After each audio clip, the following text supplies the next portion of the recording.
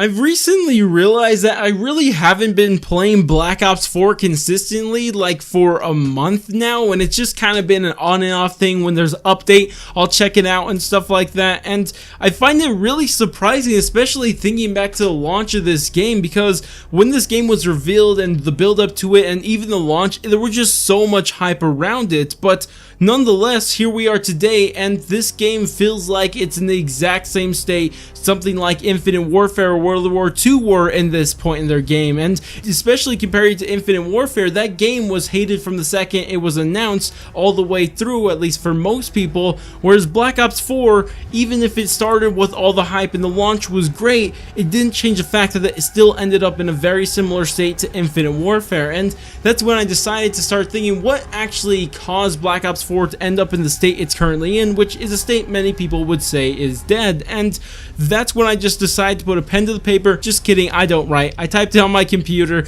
and then I just wrote out all of the reasons that I've had a problem with Black Ops 4. And coincidentally, it actually ended up with 10 different reasons, which I did not do on purpose. I wasn't aiming for 10 reasons. That's just kind of what I ended up with the main problems I've had with this. And like I said, these are the main problems, like the problems I feel like ended up really killing Black Ops 4. And of course, there's a lot of other reasons that you could think of that are problems with the game, but these, at least for me, are the ones that actually end up really doing it in for Black Ops 4. But of course, we're going to be going all over these 10 reasons like you would do with any of these types of videos, and we're going to be starting off at 10, going to 1, and the reason we're going to be doing that is because at 10, these are going to be major problems with the game, sure enough, but they're not going to be as bad as the ones later. So we're just going to be going from least worst, but they're still pretty bad, all the way to the worst of the worst problems with Black Ops 4. But with all that said, let's actually jump into number 10, and this one is one maybe you don't think of, but I still think this is totally true to this day. But it's that inside the multiplayer and blackout betas, they just showed us too much. They gave us too much in those betas, and because of them giving us pretty much the game that we were getting on launch, they pretty much gave us the launch game in the betas. Because of that, there was really no hype for the game when it actually came out, because in multiplayer they gave us every specialist, they gave us 6 out of the 10 original maps if I'm not mistaken, they gave us almost every single SMG except 1 or 2, almost every single AR except 1 or 2, and really pretty much my point is they gave us almost every gun, and they gave us almost everything that we were going to get inside multiplayer. And same thing with Blackout, they gave us almost everything that we got inside the main game. And because of this, when the game came out, there really wasn't much hype around it, because we really already experienced everything that the game really had to offer, because we experienced them inside the beta, and it just really killed a lot of hype. For me personally, I imagine a lot of people would agree with me that the betas just gave too much, spoiled too much for the game. So when the game came out, it was just like, what? It's just kind of like if you went to go watch a movie and someone spoiled the entire movie for you, but you went to go watch it, and now you're experiencing the little details they left off when they were spoiling it for you. That's honestly how it felt for me personally, and that's why I think that was a huge problem with how they handled the beta. And that's not to say betas are bad, because they did it really, really well inside Black Ops 3, but how they handled it inside Black Ops 4 was just poor and just a really bad decision. But of course, moving on to reason number 9, which is a little bit worse, is the lack of campaign. And yes, you may think that the lack of campaign, what I mean is just because of the lack of the campaign. Yes, that's a part of it, that there wasn't a campaign in Black Ops 4. That's just dumb. But more importantly, and how I think it affects the game in its current state, is that without the campaign, I think multiplayer really loses its vision. And what I mean by that is, if you look back at every single Call of Duty game before Black Ops 4, the multiplayer has always highly been influenced by the campaign. But without the campaign's vision means there's no multiplayer vision, and because of that, Black Ops 4's multiplayer just feels like it's all over the place. It has no vision, like I'm saying, and that's why I feel like, yes, of course, the lack of campaign is bad on its own, but it also affected multiplayer in a negative way. Moving on to number 8, and this one is something that I think people forget about, but still, it's still a problem till this day, but there were only 10 original maps on launch in multiplayer.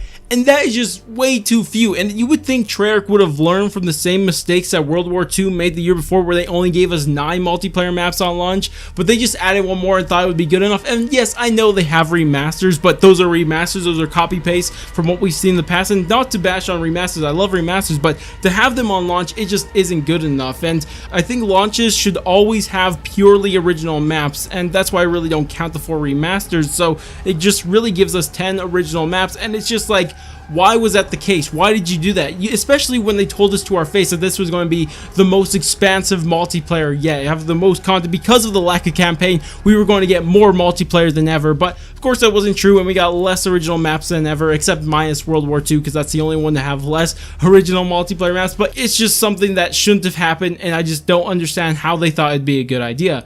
Moving on to number 7, and this one's kind of vague, but it's that zombies really didn't take that next step inside Black Ops 4, especially like we've seen in the past, because every single, at least Treyarch zombies game, had always taken a next step, had done something different every single time. And the best example of this is Black Ops 3. Inside Black Ops 3, we had the next step, and what was it? It was, of course, the boss fights. The boss fights really changed how we experience zombies, and also that in cutscenes, because I know cutscenes were kind of added in Black Ops 2 with, of course, Origins, but that's really a Black Ops 3 thing. So the mixture of cutscenes that gave more storyline information than ever, and on top of that, the boss fights, it just really took zombies to that next level, and really what made zombies so hype. It was so hype because people wanted to do the boss fight, people wanted to see the ending cutscene, all that stuff, but instead now we just kind of didn't get anything new inside Black Ops 4, and this has kind of been the criticism with every other non-Treyarch zombie game before, that every single game after Black Ops 3, at least zombie game, is just more Black Ops 3 zombies.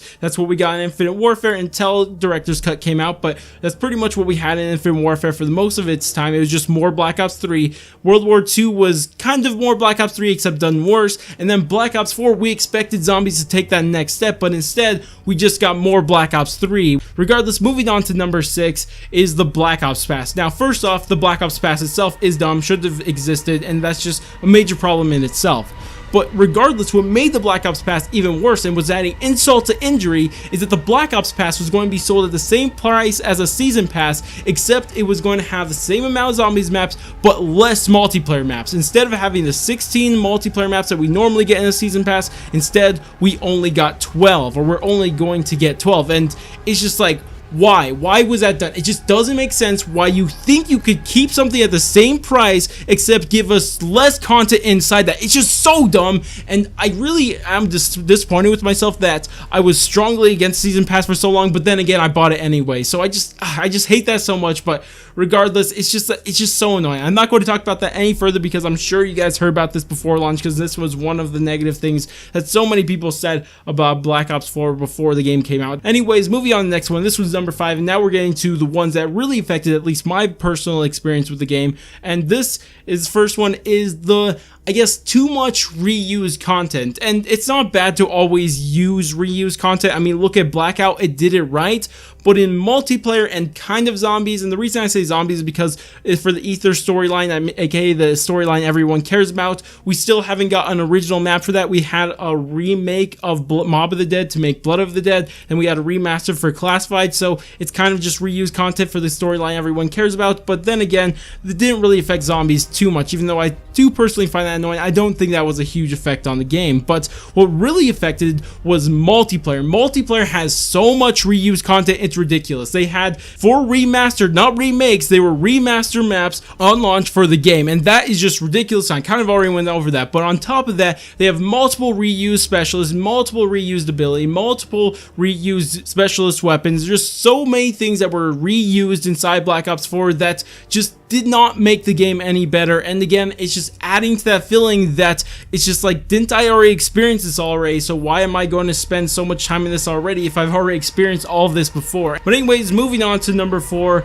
and this one has to do with Treyarch's communication with the community. This one frustrates me so much, like so many of these other ones, but this one also. But it feels like Treyarch just rather don't communicate with the community, or they just straight lie to the community. And that's not to take away from the times when they properly do it, when they have their live streams and everything, but still, it's just so annoying, especially when they lie to us, especially with the combat records, when they tell us combat records are coming to the game in 2 weeks, and then of course a couple months later we learned that they're never coming to the game and they just went to an app. It's just so frustrating when they straight lie to us, and then the other time when they just don't talk to us at all, and it's just so annoying because these are things that need to be addressed and they just don't, or they lie to us. It's just like, why would you do that? It just doesn't make any sense. And what really hurts more than anything is that this isn't something that Treyarch has always done. It's not like Treyarch has always been like this and we can just expect this from them, but the thing is, they used to be the complete opposite. If you guys remember back to Black Ops 3, what happened every single time there was something new going on in Black Ops 3? They were going out, they were doing everything they can. They had live streams, they had they had videos coming out, they went and talked to YouTubers. I mean, just think about this right now, that they actually went to a YouTuber's JC Backfire's house to reveal Zombies Chronicles. I mean, there was that actual communication, and then Black Ops 4 comes around and they forgot who they were, they forgot how to communicate with the community. And I get that's because the community was kind of toxic at launch, but that's not the community's fault, and that's something we'll get into in a little bit. But regardless, it's just something you can't do. You can't forget how to communicate when, especially, there's so many problems already with the game. But anyways, moving on to number 3, and this one I'll quickly go over because this one's been talked about so much, but the graphics, they're just garbage. In fact, I'm pretty sure they're worse than Black Ops 3. I mean, when we get a sequel, at the very least, we expect better graphics, and we just think that with Black Ops 3. I mean, at least they could give us the same graphics as Black Ops 3, but you look at the multiplayer, especially, maybe not zombies, but multiplayer inside Black Ops 3 to Black Ops 4, the multiplayer, I swear, looks better in Black Ops 3. I could swear. The maps look better, the animations look better, everything just looks better inside Black Ops 3, and I just don't understand how that's the case, because it just doesn't make sense. But regardless, it's just something you find very unfortunate, and I don't know, it's just Black Ops 4 just looks like clay all the time, especially its multiplayer. But anyways, moving on to number 2, and this one is a huge one if you guys didn't know, but this is the microtransactions. This is awful. So for the people who didn't know, they monetize this game in so many different ways, and maybe this shouldn't be the microtransactions because there's more to this than just microtransactions. It's just their monetization. It's actually changing from microtransaction to the monetization of this game. And the thing is, it's not really pay to win like it was inside Black Ops 3, which is much better. But the problem is that it's monetized in almost every way possible. They monetize this game in 6 different ways. If you guys don't believe me, there's 6 different ways. Let me tell you guys every single way they monetize this game. First, they sell the game, obviously. Second, they sell us a season pass through DLC. After that, you have a battle pass, then you have direct purchases, you have supply drops, which were recently added in Grand Heist and then made worse in Spectre Rising, and finally you have Napoleon Plasma inside Zombies. 6 different ways to monetize the game, and that is just ridiculous. It's honestly so awful. I mean, you don't even see this out of free games. You don't see this out of Fortnite. You don't see this out of Apex Legends, which I just don't understand. I mean, if they were doing that, then whatever, we got the game for free and there's no battle pass or season pass or anything like that.